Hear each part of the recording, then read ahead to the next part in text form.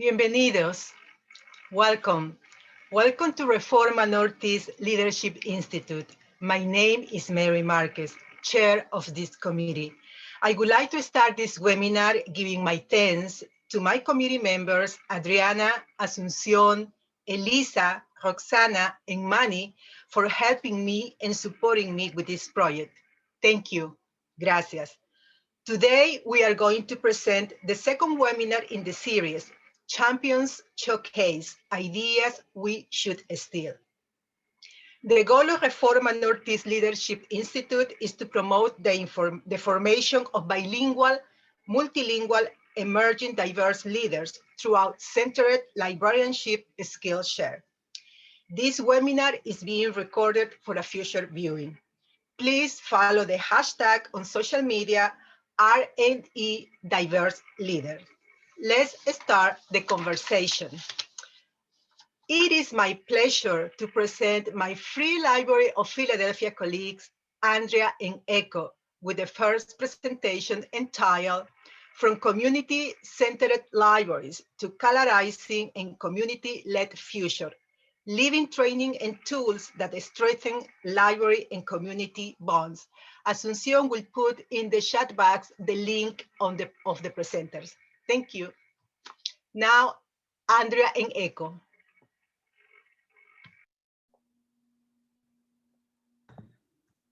Welcome, everyone. Let me share the screen.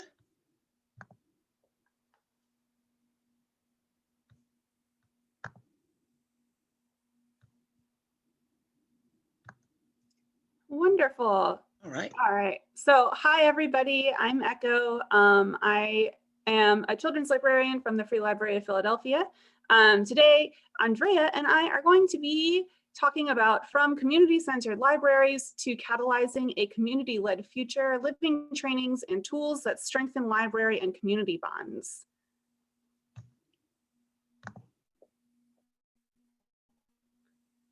All right, so a little bit about Philadelphia and the Free Library of Philadelphia facts. So the city of Philadelphia covers 142 square miles. We've got just over 1.5 million people, so we're the 6th most populated city in the US. But we are also the poorest of the 10 largest cities in the United States. So at 25.9%, so basically 30%, or not 30, oh my goodness, 26% of the population lives below the poverty line. The Free Library consists of 54 locations, including the 49 neighborhood libraries, 3 regional branches, a library for the blind and physically handicapped, and our flagship Parkway Central Library.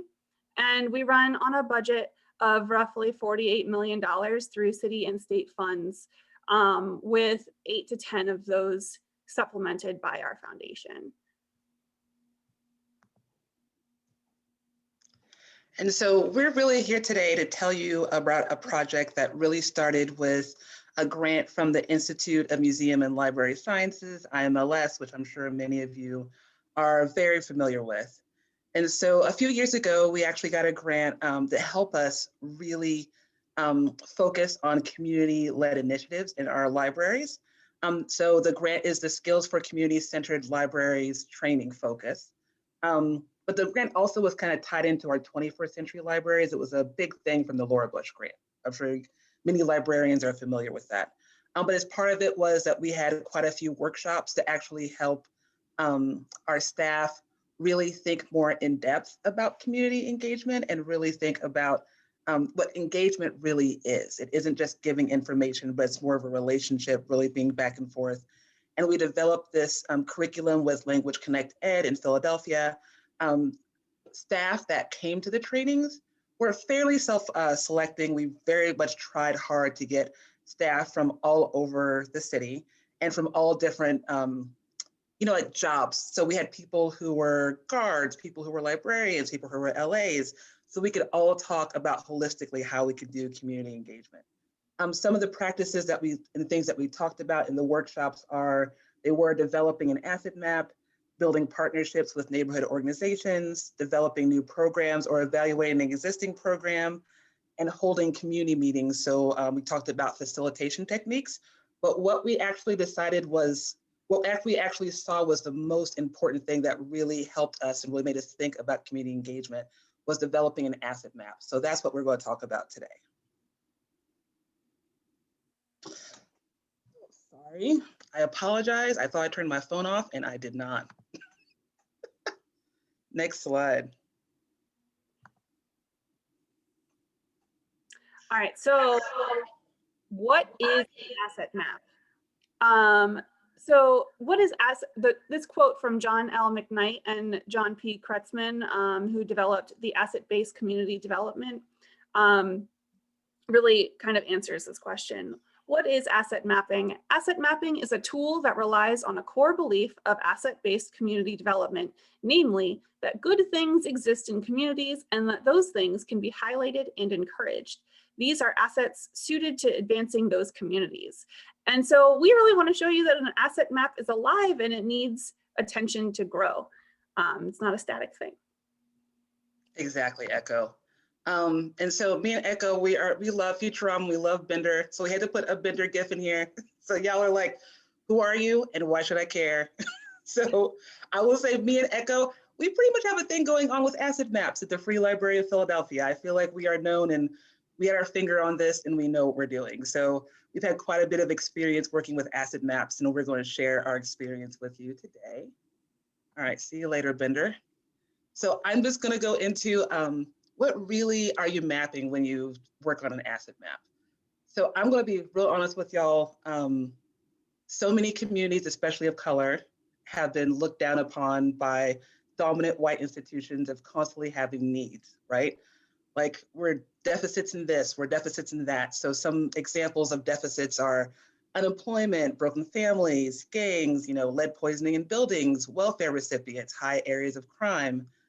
And what those prominent white institutions don't see is like the level of community and love and care that's taking place in those communities for people that actually live and thrive and survive and have wonderful families and like grow and develop. So what asset mapping is really doing is kind of flipping these stereotypes that we have of folks on its head and talking about the gifts that are in neighborhoods and communities. Like for instance, looking at asset maps looks into any community, no matter what statistics have told us, and says, hey, there are lots of great things going on in this neighborhood. So let's map out, let's talk about, the amazing thing that youth and elderly are doing. Let's talk about, block captains, places of worship, cultural groups.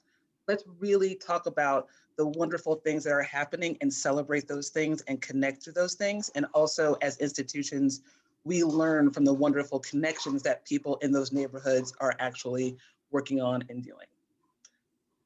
So the next slide, Echo, you want to show us how you asset map? Yeah, sure. So if you want to give me some control. Yes, thank you. Yeah. I am stopping sharing. All right, and I will begin. All right. So can you see my screen? Yes, we can. Cool, excellent. So basically, when I sat down to draw out an asset map of my library service community, I didn't want to do it on paper because then that's just a bunch of stuff that I'm going to have to redo all the time because, businesses close, businesses open, places move, and people change jobs all the time. So like you might have a different contact and it's hard to keep up with constantly putting everything on paper. So what I did was I created a Google map, and we, at the end of this presentation, have a link to the how-tos of how to create a Google map on your own. But what I did was I outlined our library service area with this green line. It's pretty wacky, but that's what it is. And then I kind of just separated the different businesses and community assets that we have. So I have like K through 12 schools, preschools and daycares, restaurants and food, and like we're in University City. So if I clicked on restaurants and food, it just takes over the map. There's so many good restaurants, community resources, and universities and colleges. So the really cool thing about this is you can click on, once you add something to your map, you can click on it And it gives you details from Google that are always up to date. So like the website will be correct, the phone number is correct, you can see all the reviews. You can also add to it. So you can add like your contact information there, like what it is. Like I wrote in that it's a senior living location. So I'll show you now how easy it is to add something.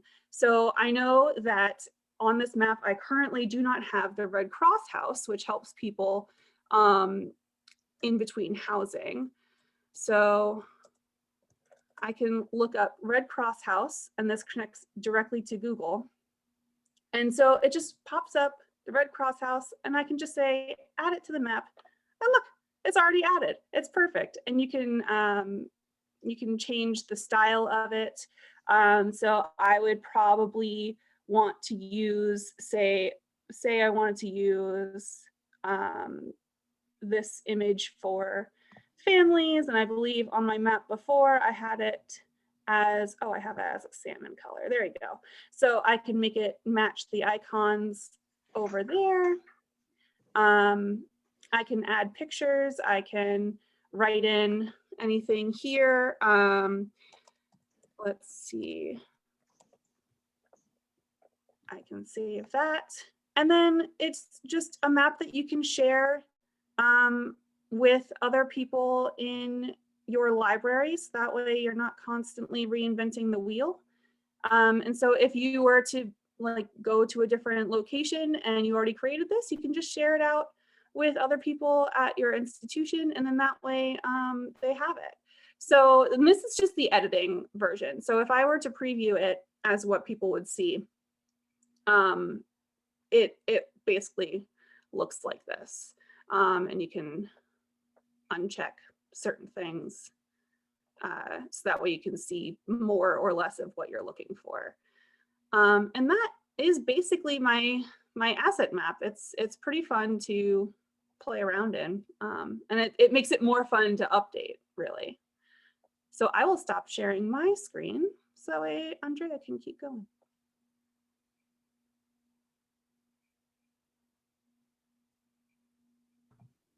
All right, here we go.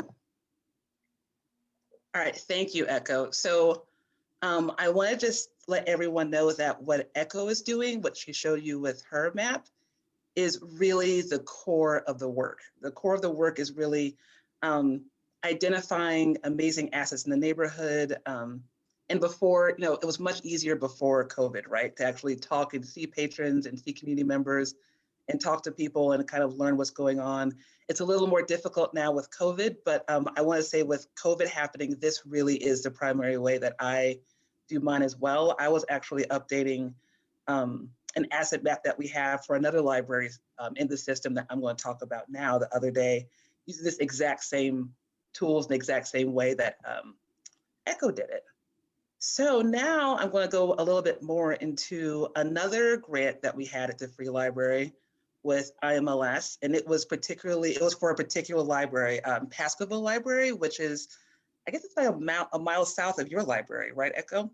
Yeah. Yeah, it's not too far. It's in the same, our library system is pretty big and it's broken up into clusters, and it's in the same cluster. And so I actually worked on this grant at the library where, again, pre-COVID times, we worked and hired community members, which I can't stress this enough.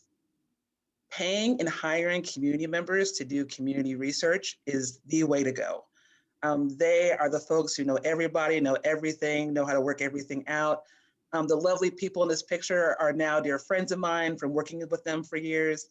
And so this grant enabled us to hire and pay community members for their expertise to go out and talk to community and figure out what the assets were. And so they had these learning conversations for a year and a half.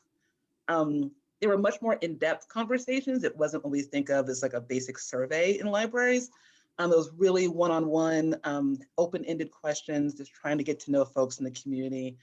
And we would have meetings and they would come back and tell us about the learning conversations. And then we would write up on boards or put in Excel spreadsheets and talk about what are community assets, what do people care about. And even though we shared that graph a few pages back with the assets, you can create more asset lists than that. Because I mean, It depends on what community values. So the people that we worked with, they very much talked about like emotional assets in the neighborhood as well. So when you get to that part of South Philly, the houses tend to have more yards. And so one thing we kept hearing about from community was how much they valued having a row home with a yard, with having grass, being able to walk out barefoot and feel the grass and hang out and just chill in your yard and have cookouts and things. So we actually added a few more different categories of assets to really talk about what community valued. And so from, again, starting off with what Echo was really talking about with the Google map, talking to community and really writing down and like kind of making like more of a, I don't know, it's a map with more teeth to it. We then ended up working with a local artist and came up with this. So this was really the culmination of a work of like 2 years of work at this library where we came up with an asset map. And it was drawn by, again, a local artist. Her name was Mary Muhammad. She was also a community member, very well connected. She was a block captain, knows a lot of people. And we actually sat down and had several meetings about like just sketching out what the neighborhood looks like. I will say I'm not from this neighborhood. I work here, but I don't live here. And this is not what I envision it to be. I very much envisioned, you see there's a river on the north side. On this, we're looking at north, but it's actually east to Schuylkill River. I actually kind of thought the boundaries of the neighborhood were different. I would think of it as north-south, like Baltimore down to the airport. But people who live there don't. They really feel that their neighborhood is in between the Schuylkill River and Cobbs Creek, and there's a Heinz Refuge, like how would you describe the Heinz, Echo? I guess it's just like it's a park, but it's kind of like I see it as like a nature preserve. yeah, thank you. I couldn't, yeah, I was losing my language there for a second. Yeah, it's like a Heinz nature preserve. And that's really what the community feels like are their boundaries. And so it was really an excellent learning experience for me and staff to get and understand like a deeper knowledge of how the community views themselves. And so this is kind of, me and Echo wanted to show you like what the evolution of the asset map is. And not only is it something physical, but it's definitely more really focusing on relationships and focusing on us as library workers changing how we think about the communities that we engage with. So I think that's pretty much it. Just kind of wrap it up. I definitely want to echo some things that we've shared with, I'm sorry, not echo your name, but That's echo okay. to say it again. Things we've talked about in this presentation. So it's really important that your map is easily shareable. And that's why it's so important, I feel, is to do it in Google. Google is really accessible. Google Maps is very accessible. That's how most people, you know, figure out the way around any area around the city. It's free. Community has easy access to it. You have to also think about when you're doing an asset map is just really like, you know, like Echo was saying, like constantly updating it. The artwork that we did was beautiful and it was great to share with community, but that artwork itself is kind of stagnant. We'd have to constantly, you know, have meetings and review it, where with the Google map, having like the backup for it is much more easy to update it and share with community. And also I think even like having a yearly review of like the goals and the mission of the asset map is really important. It's very important to like to talk to community, talk to staff and figure out, you know, if your values change, if your thoughts change, like, you know, this me talking to community now with the work I'm doing, how we communicate with each other is so different. You know, with COVID, I'm not out in the community as much as I used to be. And people, our lives have changed. People's values and ideas about their community and what they value have changed. So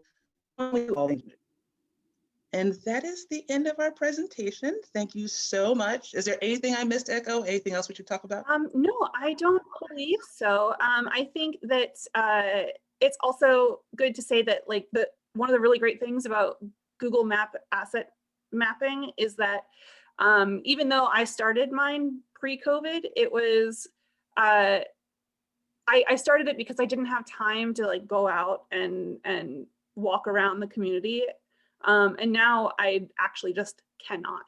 So it really lent itself to this sort of time, but not saying that it's only good for this sort of time in history. Like I think it'll still be good for anyone who is very busy and or can't like get around or whatever. You just learn so much. even just from your desk. Yeah, I agree too. Like I've actually had a really good time. There's certain things the community found when we were doing asset mapping that wasn't on Google Maps. So I don't know if people are aware of this, but you can actually add things to Google Maps. So if they crowdsource it. So say there's something in the community that they value, but you don't see it on the map, you actually ask community to go into the Google Maps, and then with enough people adding it, it pops up for other folks to find. So I agree, Echo. I think it's an amazing tool that we don't use as much as we could have. So just give you a heads up, here's a list I'm sure we can share. I don't know, Mary, I'm sure we can like share a PDF or something of this slide presentation with folks who attended today, but here's some links. And actually, I think the best link is what we were just talking about, creator open a map computer. So it just the link takes you to how to create or open a map in Google Maps, and it talks about all the things that me and Echo are doing. All right, thanks y'all so much. We really appreciate it. This was great. Yeah, thank you. Thank you very much, Andrea and Echo. What a wonderful presentation, and how important it is to know our community and what type of services they would like to see from the library. Thank you very much for a wonderful insight about that. So now I would like to introduce our colleague from Queens Public Library, Raneida, with the lightning talk section entitled Virtual Programs, Grabs and Go Craft. Go, Reneida. Hello, everybody. Can everybody see me? Just to make sure, let me put the volume a little bit. Okay, can everybody hear me and see me?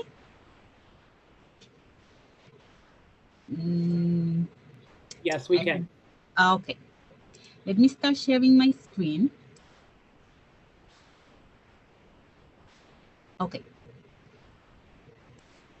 And everybody can see the screen? Yes. Okay, thank you very much, Manny. So my presentation is the Grab and Make Craft for virtual programs. So as Mary said, my name is Rainelda Calderon. I am a children's book author and librarian in charge at Langston Hughes Library for Queens Public Library in Queens, New York. I just displayed there the books that I have published because maybe you have seen the book, so now you can put a face to the author. The concept of grab and make crafts. When COVID hit, we obviously stopped in-house programming, so we had to start creating virtual programs. The challenge with that was also that not many families can afford to have the materials they need for programs. Also, we wanted to do something different to get the community to participate. So we started doing grab and make programs. It came with, I know budget is limited, but Queens Library has been very generous in providing funds for us to do this. And what we do is we buy some kits online from, for example, from SNS Worldwide, Oriental Trading, they are very cheap, or from Michael's. And we offer them for members or customers to come and pick it up.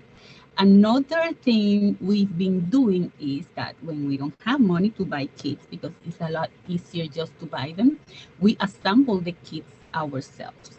And later on, I'm gonna show how to do that.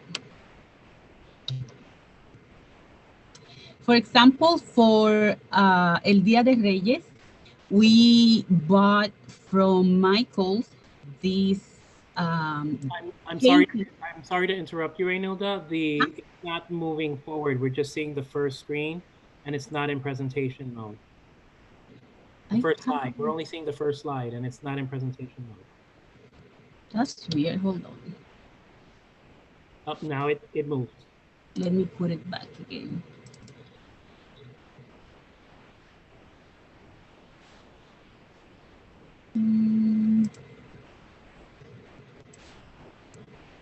me share again the whole screen.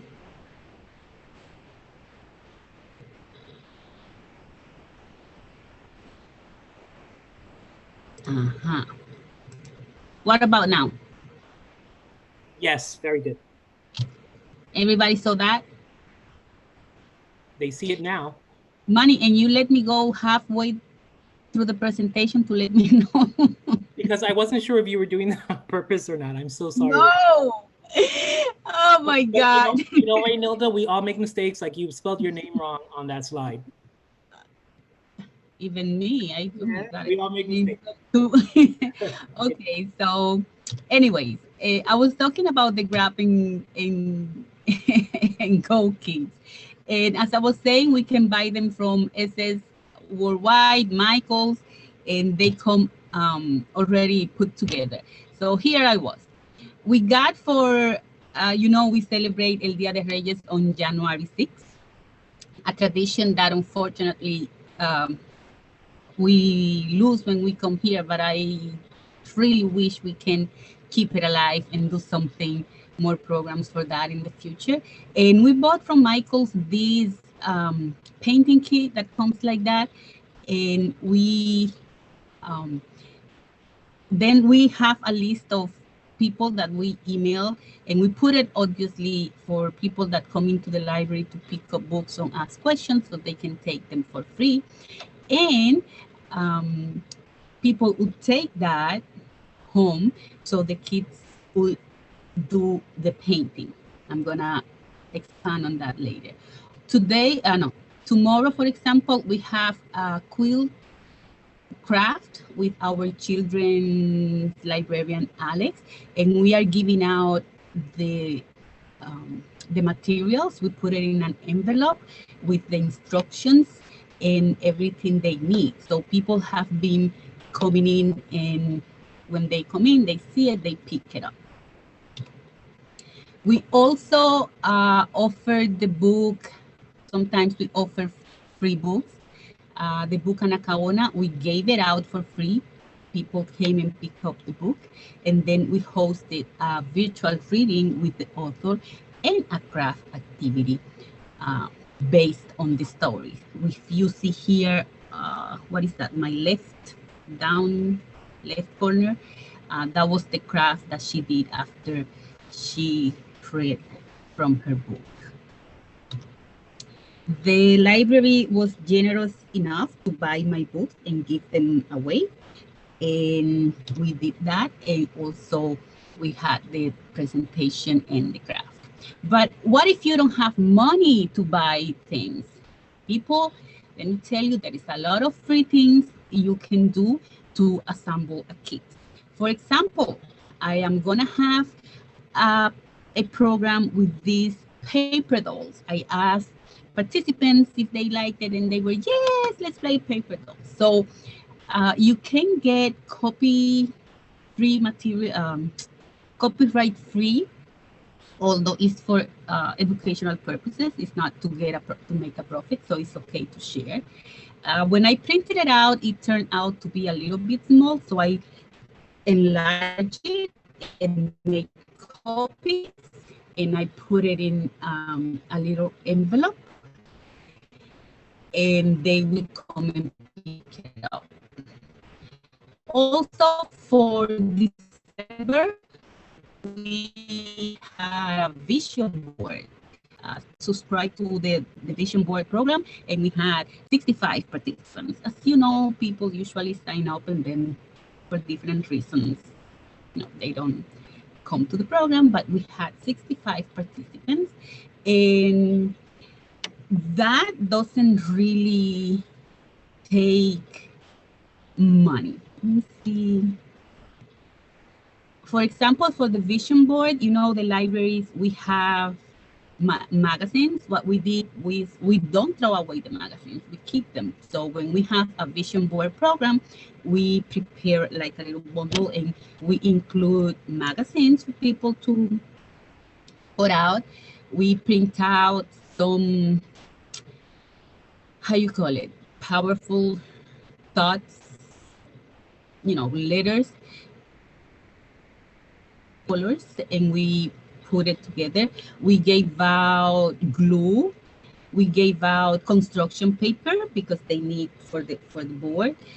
And we didn't give out scissors, but we gave out also some little things that people can use to decorate the vision board. Mainly, we went through our supplies in the basement, and you know how children's librarian, they buy a lot of things, and sometimes you don't use everything. Even buttons we had, um, ribbons, we gave out that, and we put it nicely in a bag with instructions, and we gave it out for people.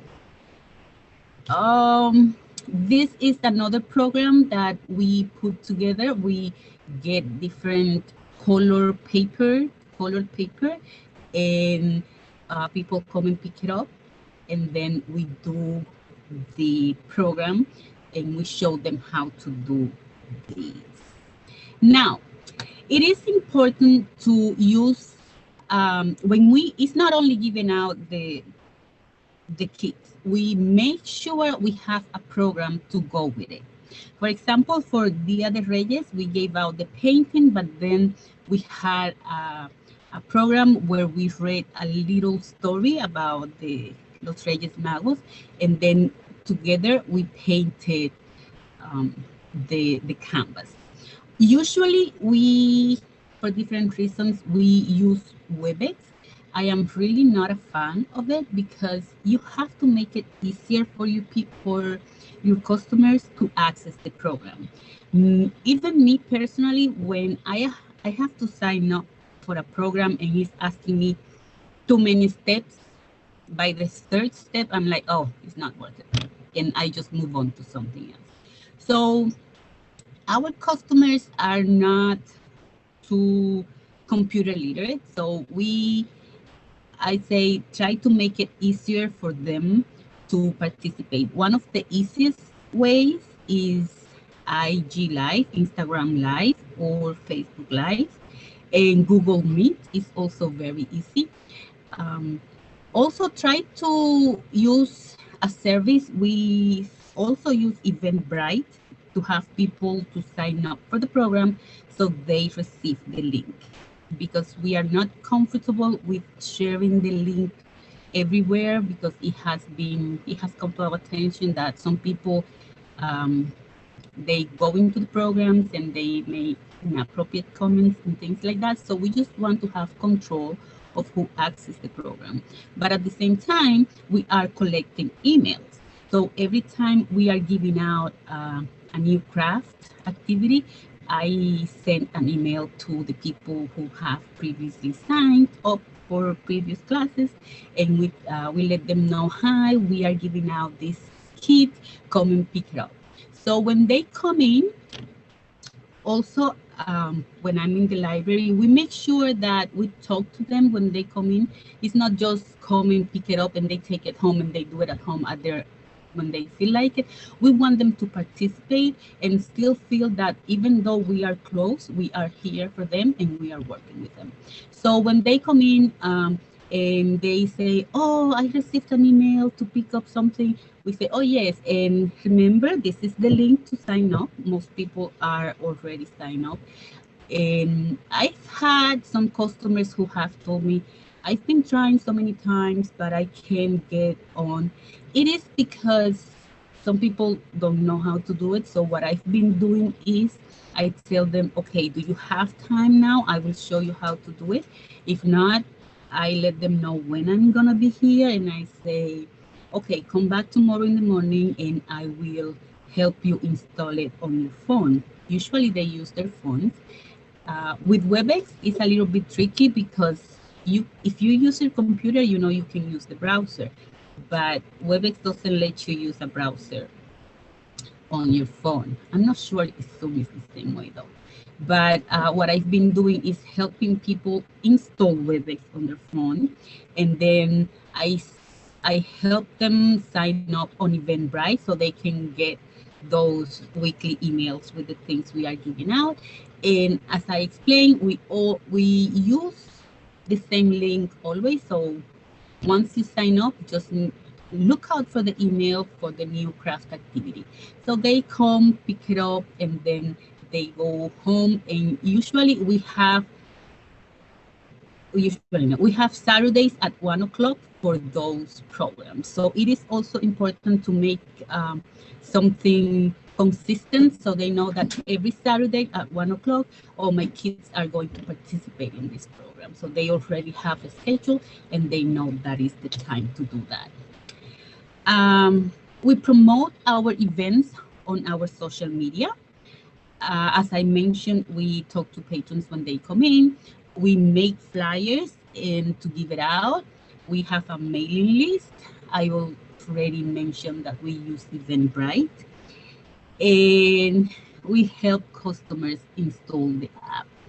Sometimes when I leave the library, if the weather is friendly, I grab a bunch of flyers with me in a couple of kids. And as I walk home, because I'm fortunate enough to live in the neighborhood, so I walk home.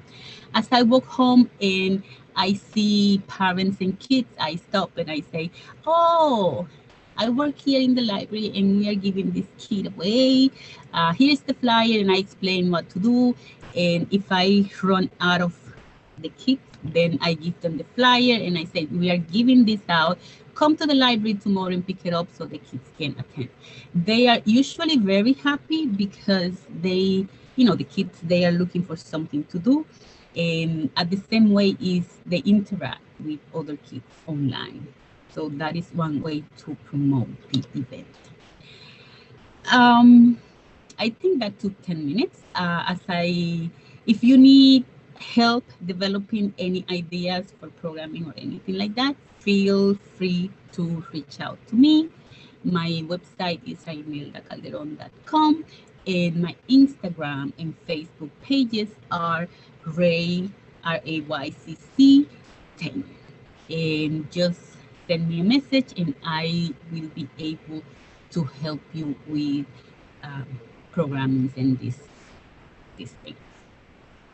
So let me see how I stop this now.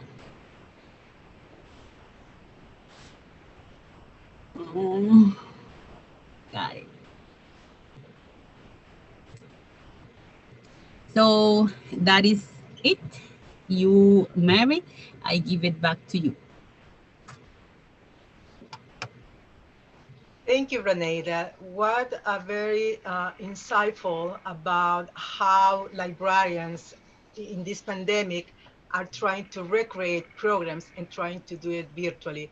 I think it's very important what you mentioned, that that keeping the same link and using social media that is familiar with the community are very important in order to develop this type of programs. Thank you very much for your information. So now we are going to our third presentation of the day, and I would like to invite our colleagues from Denver Public Library, Monica, Hadia, and Jim, with the last presentation of the day. Thank you.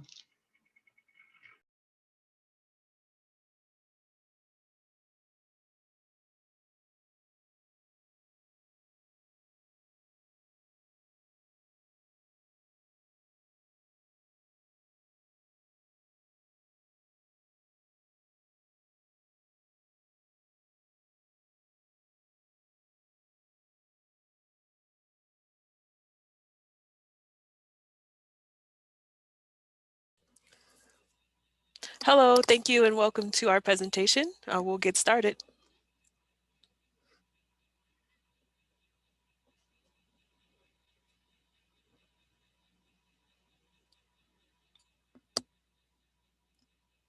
Next slide, please.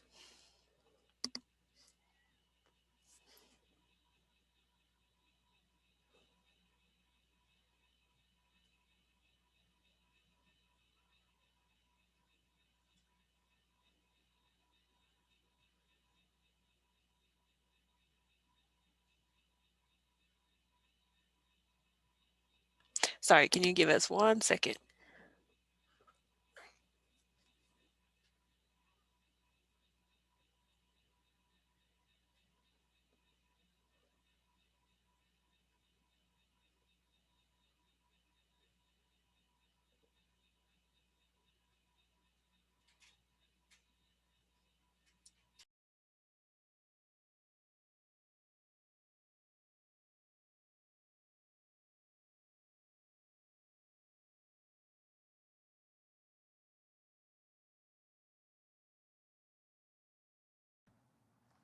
Sorry, I couldn't find my unmute, so I apologize for that, everyone.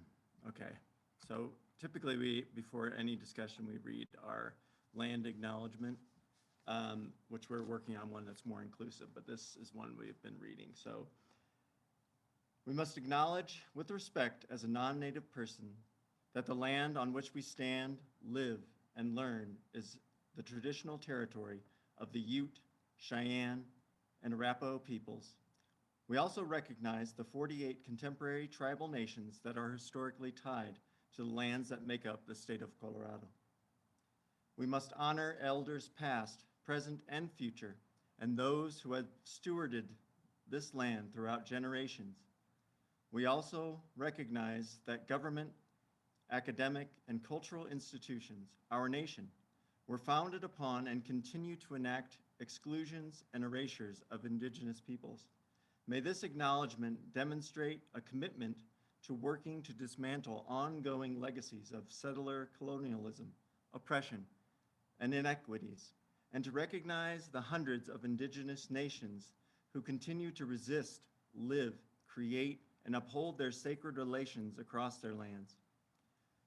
We intentionally honor and celebrate the Indigenous communities in our city and express our gratitude for their ongoing contributions. The metropolitan area is historically and currently a major crossroads to Indian country, and many nonprofits, businesses, and governmental organizations play a key role in supporting our communities. Communities call our city home. Let's not forget that this land was theirs long before we made it ours.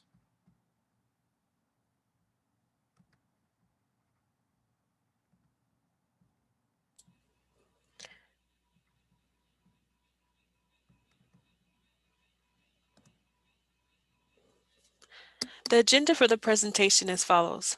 We'll begin with the origin of RADA and talk about how we came up with the name, and then we'll also dive deeper into the committee and program structure. We'll take a look at the past discussions and share what we learned along the way. Finally, we'll share ways the program has evolved in our resource list. We encourage you to save any questions for the group Q&A. Next slide. So let's begin our discussion with the origin of RADA. This part of the presentation will highlight the internal and external motivations for the creation of the program, including a brief overview of the model we have developed. So early 2015, James Davis and his colleague Evie Klitt, who has since retired, had an ongoing series of one-on-one conversations about the marches and the protests we were having in Denver, but were also happening all around the nation against police brutality. And they're also discussing the rise of the Black Lives Matter movement. So their discussions focused on what their personal role should be as members of the Denver community, as well as library professionals.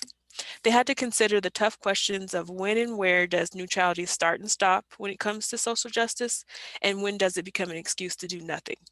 So at the time, both were reference librarians at the main library of the Denver Public Library and would encounter daily customers who wanted to talk about the violence in the communities. So the reference interview quickly turned into an impromptu venting session filled with frustration, hurt, and anger.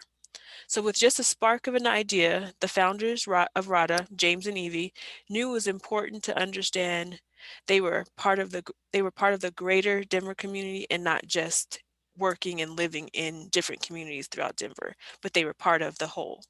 And they also knew the library couldn't remain neutral, but had to get involved in some way. So James and Evie invited members of the Denver Public Library's African American Planning Group and a few others to discuss the formation of a non-traditional book club discussion group with emphasis on social issues.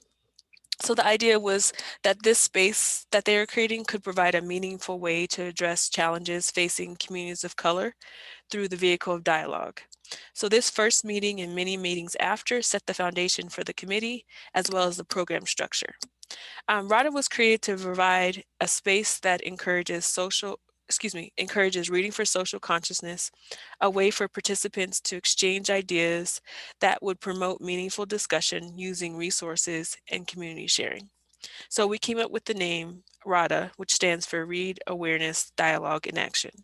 And our mission also guides our committee work as well as the programs we develop. So our mission, like I said, informs and defines our committee as well as our program structures.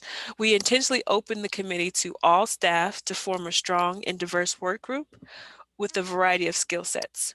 We also employ a horizontal leadership style that allows members to come and go as they have time and interest. So there's no like chair or anything like that. It's just really um, um, dependent on the interest of the committee as a whole, and then who has time, and then people can take the lead and also help as they have time. So the program design is very similar to a traditional book discussion or book club. Since our topics are using nonfiction material, we created selection criteria to guide the process, utilizing and drawing entirely from our collection. So we started with no budget, and just recently we've had no budget to work from. And so we had to really think creatively how to choose resources. So the criteria is based on the following. It has to fit the topic. It has to be published within the last 5 years, 3 or more copies available in the system, and written in an accessible style. And so I think of all 4 of those criteria, I think the accessible style is the most important because we want to encourage a variety of comprehension and reading levels, and never exclude anybody with materials that are too textbook-like, which is very easy with nonfiction material. The topics, which we'll go into a little later in the presentation, are based off of deep listening methods. So for 2 or more years, our system, we conducted multiple community conversations using the Harwood style in neighborhoods throughout Denver that have really informed our discussions. So we are also part of neighborhood groups and social media platforms like Facebook and Nextdoor. So we are definitely ear hustling in all those spaces because you can really understand where people are coming from. And then last but not least, we have relationships with our customers who are very honest and don't mind telling us about their personal or community challenges, or personal and challenges in their community. So deep listening combined with selection criteria has formed the basis for a lot of our discussions. Okay, next slide.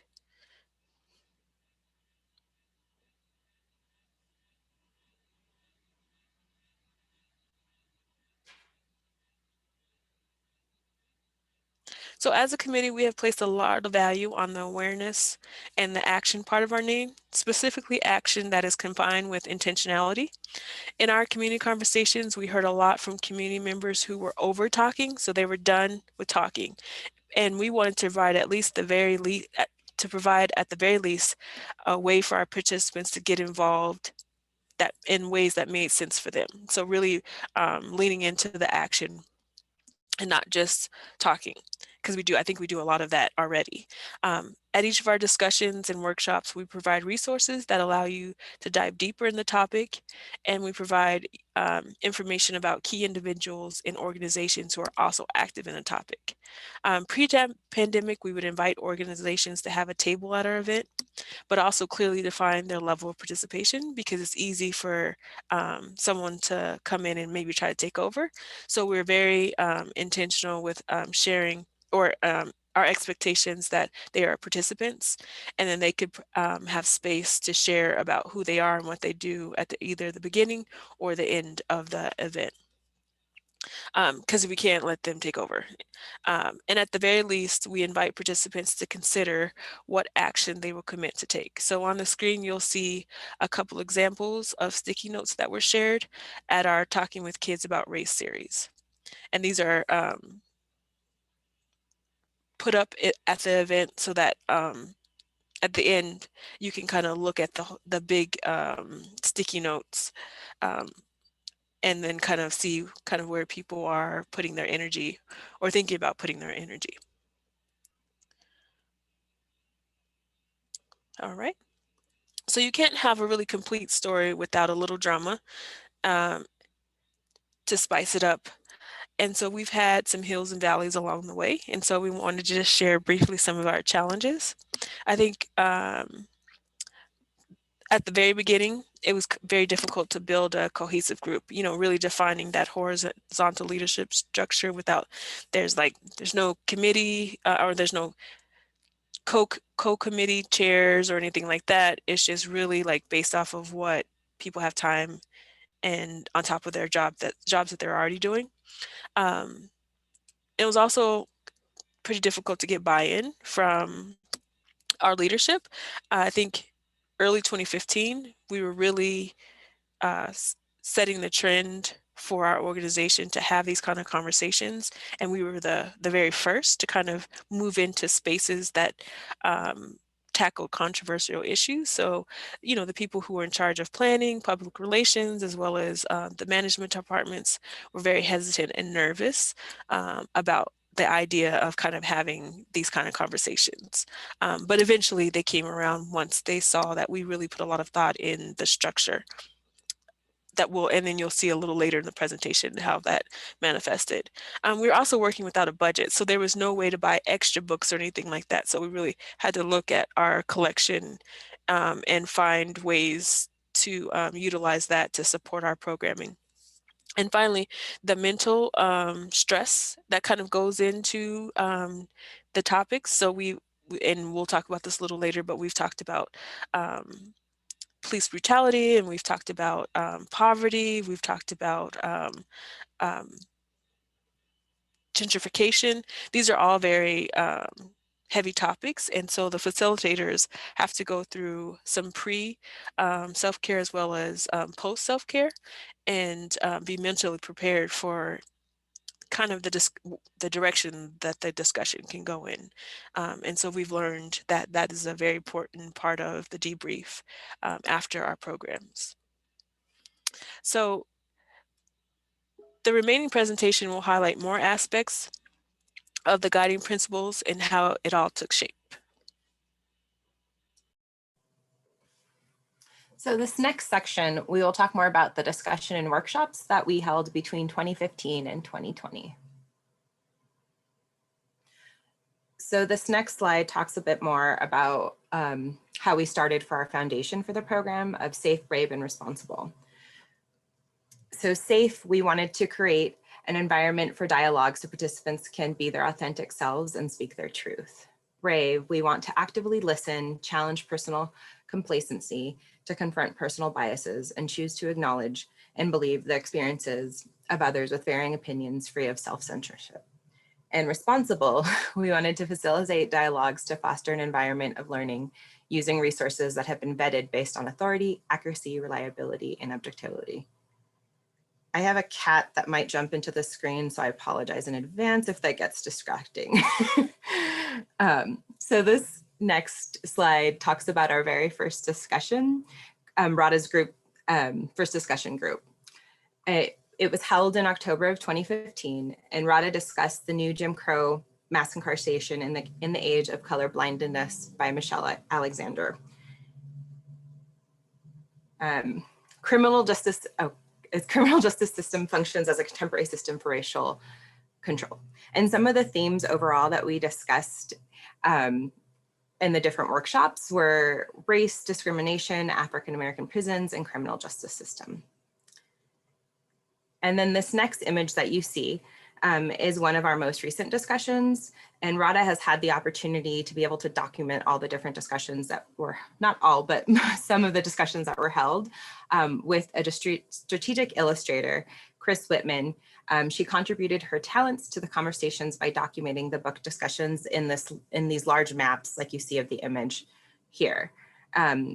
This method was chosen because it's a bit less intrusive than a video camera or auto recording. That it documents the conversation in a non-linear fashion, which is kind of our theme as you see. And participants appreciate to be able to kind of reflect and see what they're talking about. And the conversation continues in the viewing of the illustrations as well. And what we learned. Radha is not our traditional book club and is also not an author event. We make this clear in our promotional materials, and we make a conscious choice to not include authors in these discussions, because if you've ever been to an author talk, you know that authors have opinions about their work, and we don't want this to influence Radha programs. Attendees also don't have to have read the book to be able to participate in the discussion. And introductions can also take a bit long. So we often provide name tags if people want to use them, but also don't require that they use them. And it can also be obvious, but the facilitators have to have read the book in its entirety. And they also have to be involved in creating the discussion questions. This avoids any uncomfortable surprises. Facilitators can't prepare for all the unknowns, but they can talk about possible difficult questions that could come up based on materials that we're discussing. Having clear discussion guidelines and group expectations is so important to setting the tone of the whole event. We will also include an example of our guidelines in the resource list as well. Many attendees may not have participated in discussions like these, so we want to be kind by clarifying what's expected from everyone. These guidelines can be brief and to the point, but make sure to go through all of them together and ask folks to agree to them before getting started. People really like getting a piece of paper, and this is of course pre-COVID. So it's whether it's a book or a resource list or outline or some space to be able to take notes. And then this next part of the presentation, Jim will go over a little bit more of what we've kind of done since then.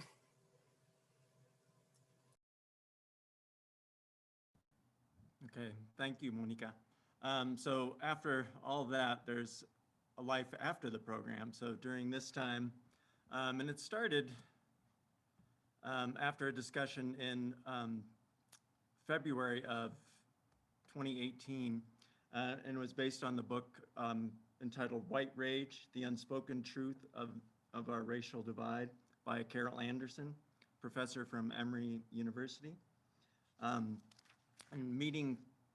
our group meetings were based, after this discussion, were based on some participant requests from that book talk to have more discussions on race, people feeling uncomfortable or unable to put into their own words ways to discuss these very heated issues.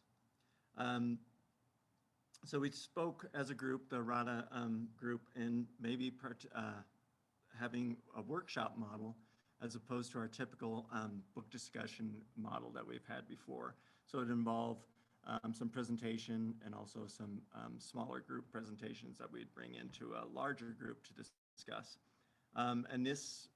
Jim, sorry to interrupt you, but there is a comment in the chat that they want you to speak up a little bit. And oh, okay, thank you. I know usually I'm very loud, so I'm sorry. I apologize for that. But we are, so we came upon the idea of having RADA-inspired workshops. We planned 4 different workshops, 2 in 2019 at the end of the year, and then 2 in 2020. So the first one was just an introduction on how to talk to your children about race. Then there was a second workshop that was going to be more, was about systematic racism. And then the third workshop in 2020 was about current events and children's media, a discussion about that. And finally, in March of 2020, we had a workshop that was planned about microaggressions. And then COVID came, and that discussion had to be canceled. We are looking at revisiting that discussion sometime in 2021. So after our RADA, our talking with kids about race workshops, we moved on to, during this time of COVID, there was a lot of discussion, continuing to have meetings as people and staff are working. Some are working from home. Some, of course, are considered essential workers in organizations like ours, facilities, our social working group, and also security staff. We're all expected to come into work. So we decided that we could maybe move into having staff and development training at the Denver Public Library. So we started with thinking of the first one was about hustle culture, which is essentially some people may be working at home or others in their lives have discovered that the more you work, the more you're celebrated, or so you think. Just constantly working, and I think people felt that struggle when they're at home. You know, juggling your kids at school, trying to get your kids on to their, you know, remote learning and your own health and different things, just hustling around and always feeling like you're at work. So we had those discussions. That first one was in the summer and June of 2020. And we had another second part, which was based on, it was entitled COVID and Ourselves, Part 2, about the health disparities. Of course, during this time of COVID, there was many protests for social justice because of the deaths of George Floyd, Ahmaud Arbery, Breonna Taylor, and it also highlighted those disparities as well as health disparities and the people of color were experiencing. Many of them were essential workers, had to go to work, also getting kids to school or finding care for their children.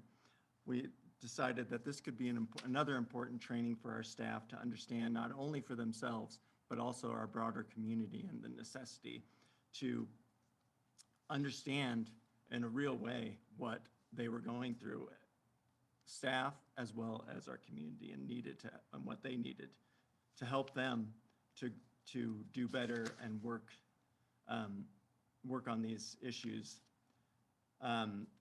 After our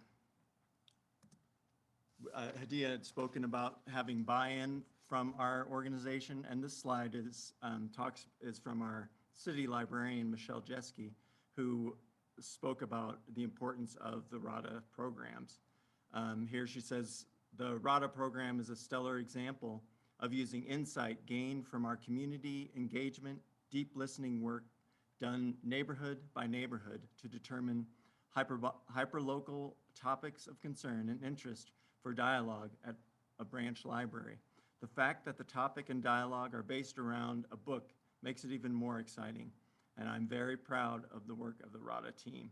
So it had taken some time, as Hadia had spoken of, the topics were somewhat controversial, and they were somewhat hesitant with the discussions we were facilitating. Since then, there's been a lot of our different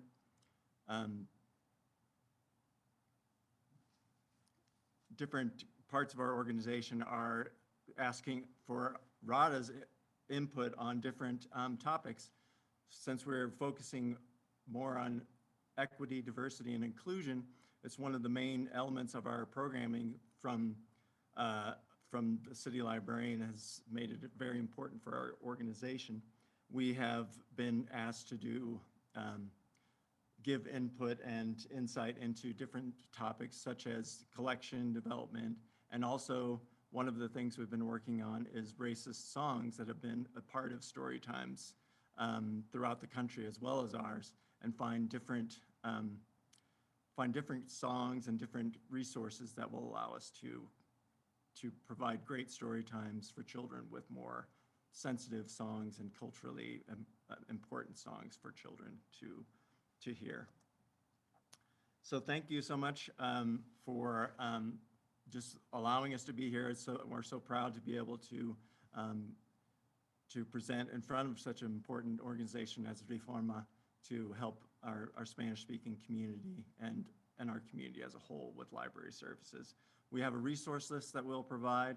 Also, we will have our personal contact information if you want to contact any one of us individually, as well as our group email. So thank you again very much.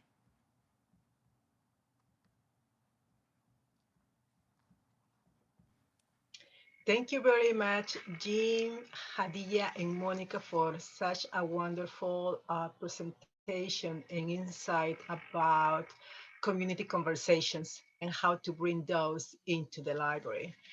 So now I would like to bring the speakers and also Asuncion to manage the Q&A section.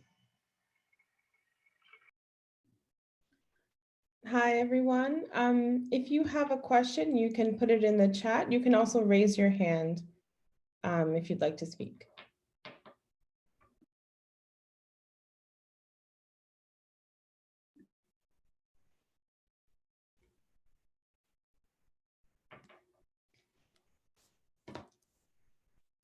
I have a question, so I'm going to start. So, and that can be answered by any of the presenters.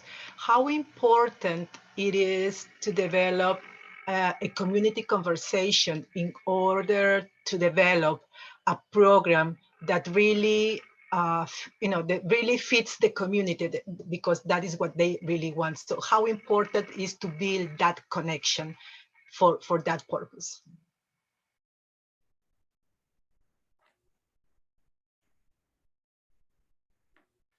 To any of the presenters, Andrea, Jim, Monica, please.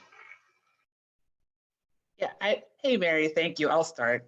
I think it's paramount. I think a lot of the work that we're doing at the Free Library, especially, and I see quite a few of my coworkers on here. Hey, everybody. I think being honest and sincere with community is the only way to really build strong, lasting conversations. And that means having a lot of difficult conversations. I also think, especially when I think about the philosophy around asset-based community development that we're using with the asset mapping, it's really more about learning about what the community values and then building programs around that. I think that it's important for us as institutions to step back and think that we have the answers and that we can somehow like make things better. What I really think is more of a community-led, community-focused exercise.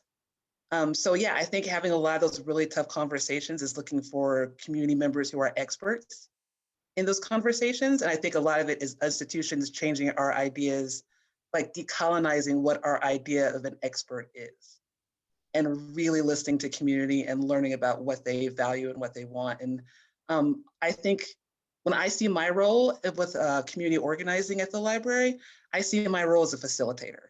And so I tend to use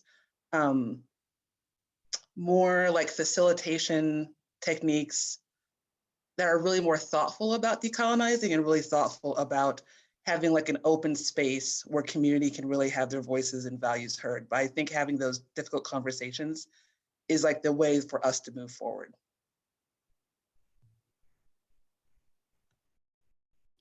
We have a question from Bob. What do you think is the best online method to communicate with your participants?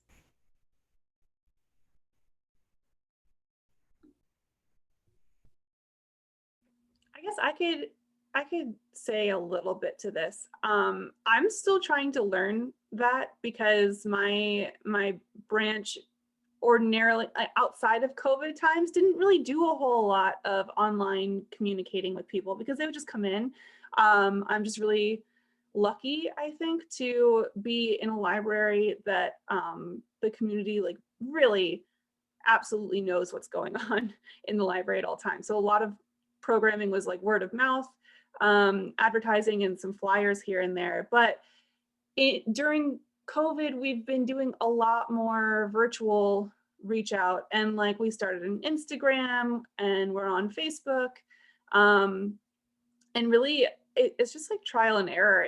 If you find, I would just put eggs in all the baskets, like any online method to communicate with people, and then wherever people show up, then like that's probably your best bet. So like I know some people have a lot of success with like email blasts or like newsletters, and then I know that with the Free Library, the different libraries have successes with different online platforms. So like the Central Children's Department is really big on Instagram, and I know that some are reaching out through Twitter. So I think it all depends on your community as to who reacts to which method best. So I would just try everything and then just see what sticks. I just want to add that most recently, Denver Public Library has actually been having different like commercial type things on Spanish radio, and I want to say also television. I could be wrong about the television piece, but that's something new that they've started. We still do, at least at my branch, paper flyers. When people come pick up their curbsides, we'll stick them in their bags for curbside, which, depending kind of where you're at, people may or may not want them. And we also, similar things that Echo mentioned, we'll do social media, email blast and stuff like that as well. That has worked for us. And we have all our events. We do two magazines, Engage and Conexiones. And Conexiones is our Spanish version of basically Engage, but just our Spanish or bilingual programs go in there. And then Engage is our English programming. And those are also, that will go out. I think they're left also at different sites throughout the community and at all the branches, and we'll go out with the curbside. I don't know if Hadia or Jim have anything else to add as well. No, you definitely got it. I think there was a question directed to us about the selection. So that's a good point.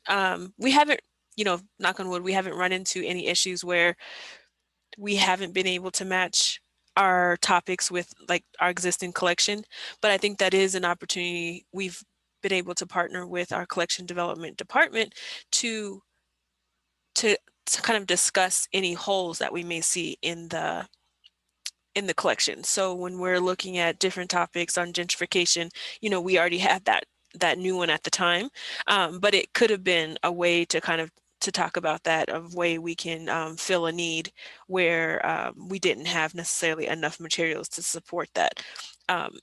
Because we don't have a dedicated budget, but I think this is a good way to influence departments that do have the resources or access to the funds to shore that those areas up.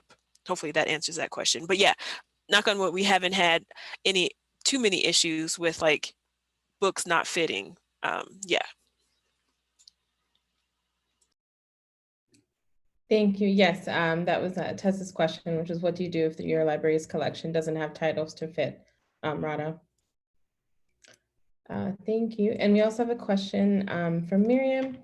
Would it be possible for you to discuss how your libraries are maintaining connections with Latinx and Spanish-speaking communities, especially adults, during the pandemic?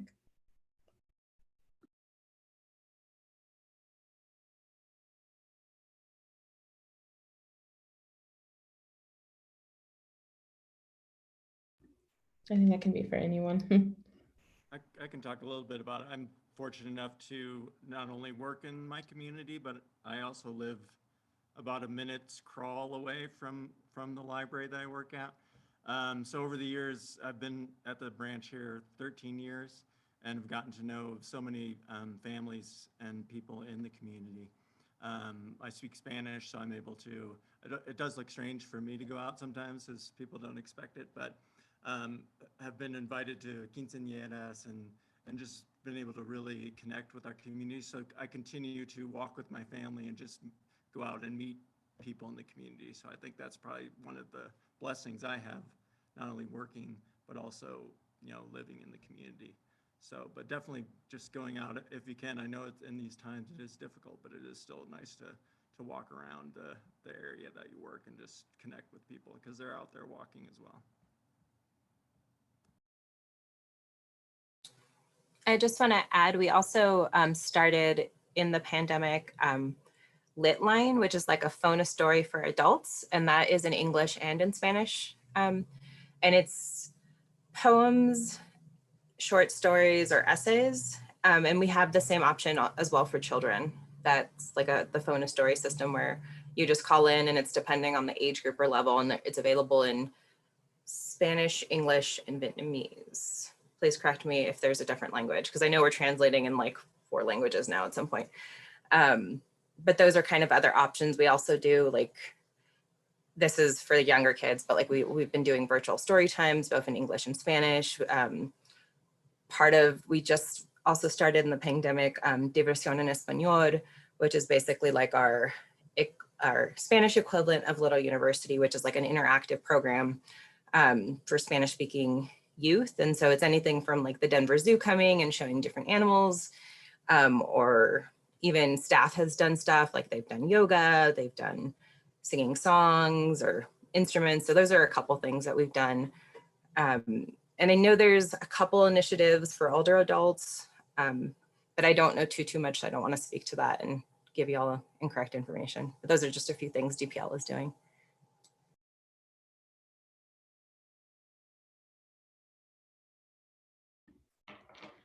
So Miriam also added, is there social media outreach with Latinx and Spanish speaking communities? I feel like I'm answering all of these. So we started, I don't know if it's, it may have been prior to the pandemic. I'm not 100%, but we have like a now a team of Spanish speaking librarians, and they access kind of different things. So they'll create like our lists that we have online on our webpage. We also have a Spanish Facebook page, and then different branches. I don't think all branches have Facebook pages, but the ones that do, usually if our population is mostly Spanish speaking, we do post in Spanish about different events or different things going on.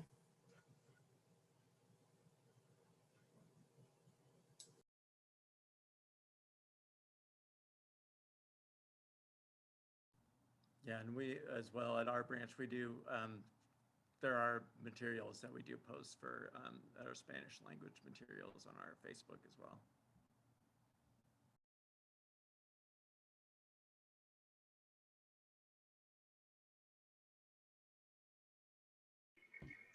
I have a question for Renelda. I know, libraries are trying to connect with the community also through different type of virtual programs, that we are developing. So I know you mentioned some examples about that and also how to outreach the community, but do you have like specific tips on how to keep that connection with the community? Let me take this off. It is important to talk to customers when they come in. So seriously, I don't remember most of their names, but I do remember their faces. So I know now we are closed, but we are open for pickup. So I try to be at the front desk as much as I can. So when they come in, I can always ask what they're looking for. Right now, when we do virtual programs and they participate, we try to do it like interactive. So we ask, how you doing? What program do you like to see next? We have a cooking series.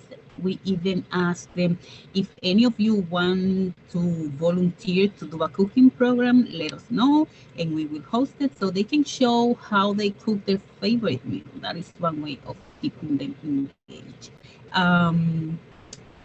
If you have a mailing list, that is another one to get in touch with them. And as I mentioned before, I live in the neighborhood, so sometimes I'm walking down the street and I hear people when they say, "Oh, it's the library lady."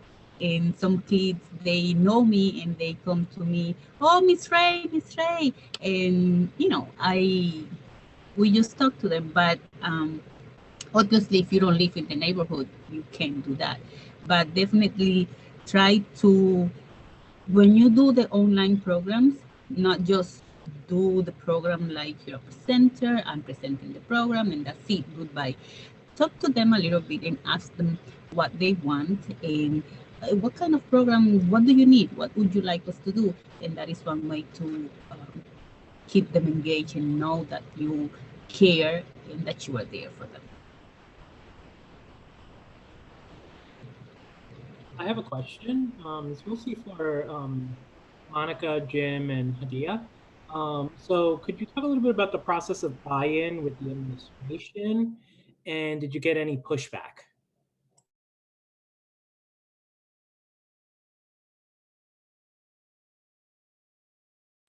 I can start. I've been here the longest, so I was part of that initial group that formed the committee and then eventually programming. I feel like the buy-in came when after that first program at the Blair Caldwell Library, we had 40 people show up. I think that was the biggest, like, okay, they see the clear need and it's in the numbers, you know, and I hate numbers sometimes because it, you know, it makes you feel a way about if things don't go well, but I feel like this was a validation that people really wanted to have a space to discuss these issues. And in this particular one, we're talking about prisons and things like that. So I think the next one was when we were actually being asked to speak at different conferences. So we've spoke at CAL, which is the Colorado Library Association conference. We've also spoke at JCLC and Bacala. And so again, those are additional validations that the topic is interesting and people throughout the library profession are interested in the way we've went about kind of developing this non-traditional discussion space. Jim or Monica, do you have did I add to that? Yeah, thank you, Hadia. I think even recently we had, and it was a kind of a difficult discussion because there was one of our departments was rolling out a certain program, and most people were kind of taken aback by some of the work that actually our group had done on racist songs in the library. So there was a really kind of a difficult conversation that involved some of our different departments and also our administration to include and recognize work that had been done by especially a group that was mostly people of color. I think that it was really, we're so proud that somebody brought it to the attention of administration and these different departments. So that was one of the really big steps. And now since that time, no matter what there is a new, collection development issue or different departments wanting to do different things, they send some kind of email or communication to invite us in a discussion or at least acknowledge work that's been done. So. Yeah, I think the only other thing I would add is recently we even, I think Rada's work supported in having our collection development roll out a equity, diversity, and inclusion initiative when we provide materials. So like we're doing curbside bundles and things like that. Like whenever we get some sort of reference question, we have to fill out a form and make sure that we're being equitable in what we're giving to our customers as well. Great. Thank you everyone for your questions. I'm going to drop the link with the presenter bios in the chat, which includes their contact information if you have any more questions. And I will pass it back to Mary. Thank you, Asuncion. Can you please share the Google survey in the chat? So I really want to thank all my presenters and my committee members for helping me to put together this wonderful collaboration. Queens Library, the Free Library, and also Denver's Public Library. So we kind of came from all over the United States. So thank you very much to all presenters and participants in today's webinar. Please visit Reforma Northeast website for future information about our next leadership webinar. Finally, we are asking you to fill it up the 2 minutes feedback survey. The link is going to be shared in the chat box. This really will help us delineate future programs for the Leadership Institute. So thank you very much for being here. So long. Bye-bye now. Before we end it, I believe there's going to be a survey link in the chat. I'm not sure if that was posted already, but Asuncion, you can do so now. Yes, I did share it. I can post it again. Oh, no. If you already did, it's okay. I must have missed it because there were a number of people saying thank you and it scrolled up right out of my screen. Okay, so if that's